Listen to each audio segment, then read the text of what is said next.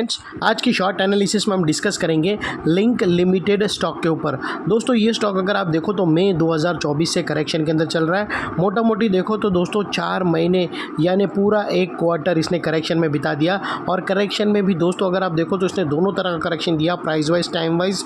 लेकिन मोस्टली इसने time wise correction दिया, जहाँ पर स्टॉक ने लंबे टाइम का साइडवे कंसोलिडेशन किया, एक स्ट्रॉन्ग बेस बना और अल्टीमेटली इसको ब्रेकआउट किया है।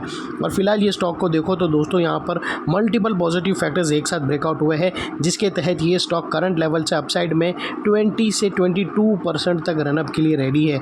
लेकिन दोस्तों इसमें कोई भी हमारी बाई सेल होल्ड रिकमेंडेशन नहीं है, ये प्योरली एजुकेशन पर्पज़ है। हम हमारा पॉइंट ऑफ व्यू आप लोगों के सामने शेयर कर रहे हैं। कोई भी पोजीशन लेने से पहले अपने एडवाइज़र को ज़रूर पूछ लेना।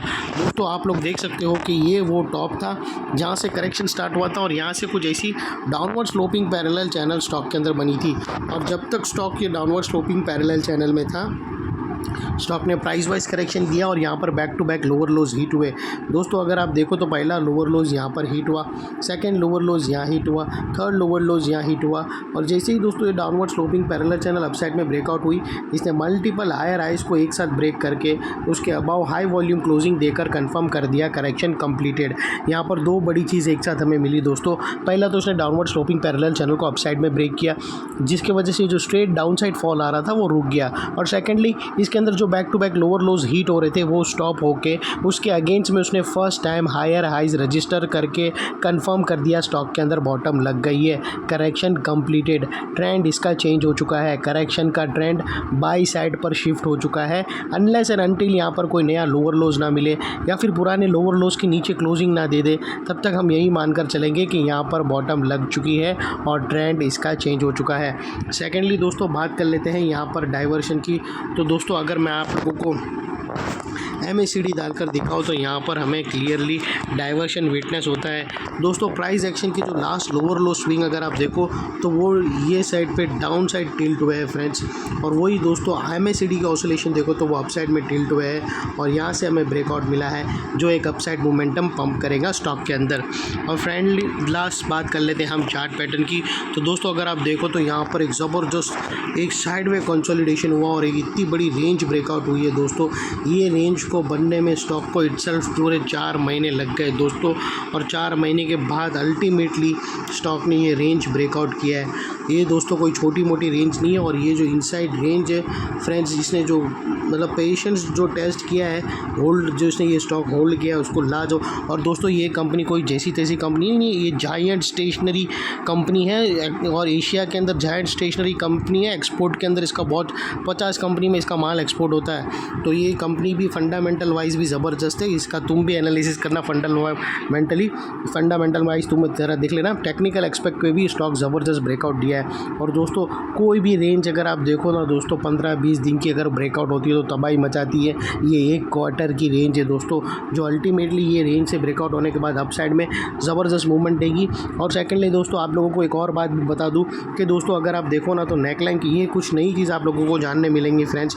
देखो जब भी नेकलाइन अगर ब्रेकआउट होती है और नेकलाइन के ब्रेकआउट के पास दोस्तों कभी भी कोई डोजी जैसी कैंडल मिले, दोस्तों अगर आप देखो ना तो यहाँ पर हमें एक डोजी जैसी कैंडल मिली है नेकलाइन के पास, तो दोस्तों पॉसिबल है कि यहाँ पर स्टॉक कुछ टाइम तक एक साइडवे रेंज करे या फिर कंसोलिडेशन यहाँ पर करता रहे रेंज के पास। मतलब यहाँ पर अगर आप देखो तो कुछ टाइम तक समय बितावे और एक रेंज बनावे, यहाँ से ऐसी एक रेंज बनावे और अल्टीमेटली फिर अपसाइड ब्रेकआउट करे, ऐसी भी पॉसिबिलिटी है। और दोस्तों जब भी नेकलाइन के पास डोजी बने और RSI ओवरसोल्ड है तो पॉसिबिलिटी है कि वो साइडवे करेगा, शॉर्ट टर्म का एक साइडवे कंसोलिडेशन करेगा, उसके बाद अपसाइड में ब्रेकआउट करेगा। तो वो लिहाज से दोस्तों अपना माइंडसेट रेडी रखना कि यहाँ पर ऐसी भी एक पॉसिबिलिटी आ सकती है। सेकेंडली दोस्तों ये जो रेंज है, ये रेंज जो ज़बरदस्त ब्रेकआउट हुई है उसका टारगेट तो आना तय है और तकरीबन 20 से 22% का टारगेट है। और वो टारगेट अगर आप देखो तो दोस्तों 800 रुपीज़ का आता है अल्टीमेटली। और दोस्तों यहाँ पर स्टॉप लॉस रखने के मल्टीपल ऑप्शन अवेलेबल है।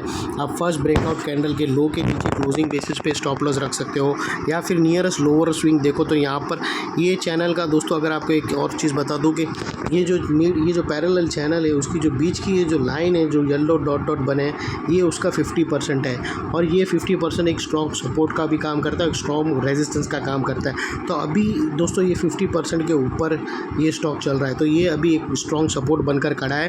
और वहाँ पर ही दोस्तों अगर आप देखो ना तो लोअर स्विंग भी बनी है, तो ये भी आप स्टॉप लॉस क्लोजिंग बेसिस पे रख सकते हो अपने एडवाइज़र को पूछकर।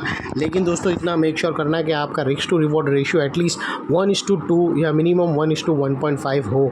और सेकेंडली दोस्तों नेकलाइन के पास का ये एरिया बहुत ही इंपॉर्टेंट एरिया बनकर खड़ा है, क्योंकि अगर आप देखो तो यहाँ पर मल्टीपल पॉजिटिव फैक्टर्स एक्शन में आते हुए मिले। यही एरिया पे दोस्तों downward sloping parallel channel up side में ब्रेकआउट हुई, लोअर लोज हायर हाइज में शिफ्ट हुए, MACD के थ्रू क्लियर डाइवर्शन मिला और एक बहुत बड़ी पैरेलल चैनल ब्रेकआउट होते हुए मिली।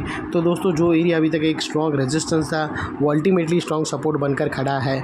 और इन केस अगर स्टॉक टारगेट से पहले कहाँ पर भी सेलिंग प्रेशर फेस किया और वो नेकलाइन को रीटेस्ट करने आया, तो दोस्तों रीटेस्ट के टाइम पे नेकलाइन का ये एरिया सामने आके एक स्ट्रॉन्ग सपोर्ट का काम करेगा और स्टॉक को अपसाइड में पुश करेगा या साइडवे कंसोलिडेशन में।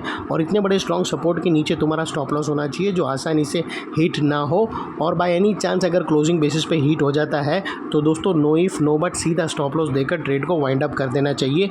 ये थी हमारी एनालिसिस। अच्छी लगे तो प्लीज़ चैनल को लाइक शेयर सब्सक्राइब ज़रूर करना फ्रेंड्स। हम ऐसे ही धमाकेदार स्टॉक्स आप लोगों के लिए ढूंढते रहेंगे। Thank you.